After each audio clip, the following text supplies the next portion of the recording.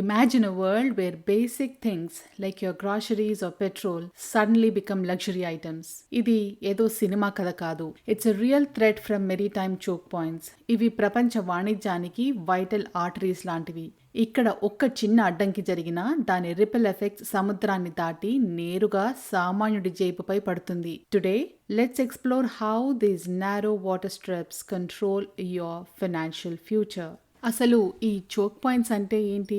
సింపుల్గా చెప్పాలంటే ఇవి సముద్ర మార్గంలో ఉండే ఇరుకైన దారులు. స్విస్ కెనాల్, స్ట్రైట్ ఆఫ్ మెరక్కా లాంటివి ఎన్నో ఉన్నా ప్రస్తుతం అందరి కళ్ళు స్ట్రైట్ ఆఫ్ హర్మూస్ పైనే ఉన్నాయి. Why has it become so active right now?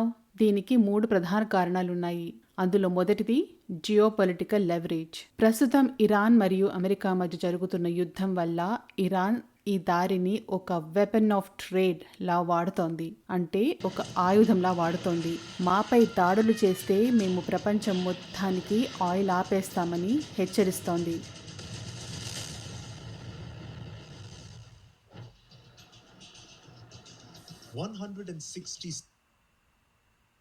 kilometers long, 39 kilometers wide, its narrowest point, and 60 to 100 meters deep.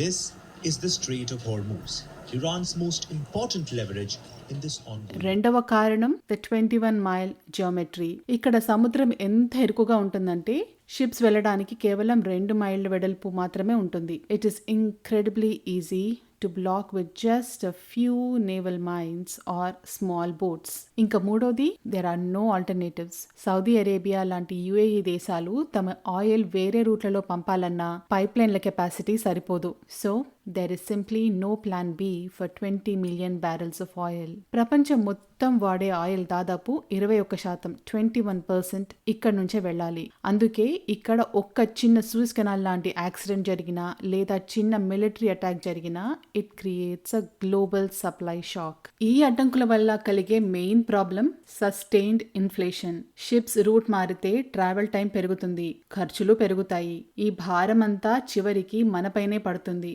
This directly reduces our purchasing power. అంటే నిన్న 100 రూపాయలకు వచ్చిన వస్తువు రేపు 150 రూపాయలు అవుతుంది. ప్రస్తుతం ఆయిల్ ధర $111 పర్ బ్యారెల్ చేరింది. అంటే $111 బ్యారెల్కి. ఇది మన జేబుపై ఎలాంటి ప్రభావం చూపుతోందో ఒకసారి చూద్దాం. సాధారణంగా ఆయిల్ ధర $10 పెరిగితే పెట్రోల్ లీటర్పై దాదాపు 5 రూపాయల నుండి 8 రూపాయల వరకు పెరుగుతుంది. And if you're an NRI living in US, a $10 increase adds up to 25 cents to a gallon. అంటే నెలకు మన ఫ్యూయల్ బడ్జెట్లో భారీ మార్పులు వస్తాయి. అంతేకాదు, మనం తినే కూరగాయలు, పప్పుల ధరలు ఆకాశాన్నంటుతున్నాయి. ఎందుకు? దానికి one of the reasons transport charges. లారీల డీజిల్ ఖర్చులు పెరిగితే ఆ భారం మనపైనే పడుతుంది. అంతేకాదు, మీకు తెలుసా, ప్రపంచంలో ఎరువుల తయారీలో 3వ వంతు ఈ హర్మూజ్ దారి నుంచే రావాలి. అంటే if the choke point is blocked, ఎరువుల ధరలు పెరిగి పంట పండించే ఖర్చు కూడా పెరుగుతుంది. ఇంతేకాకుండా ఇంకా మ్యానుఫ్యాక్చరింగ్, లాజిస్టిక్ ఖర్చులు అవి వేరు.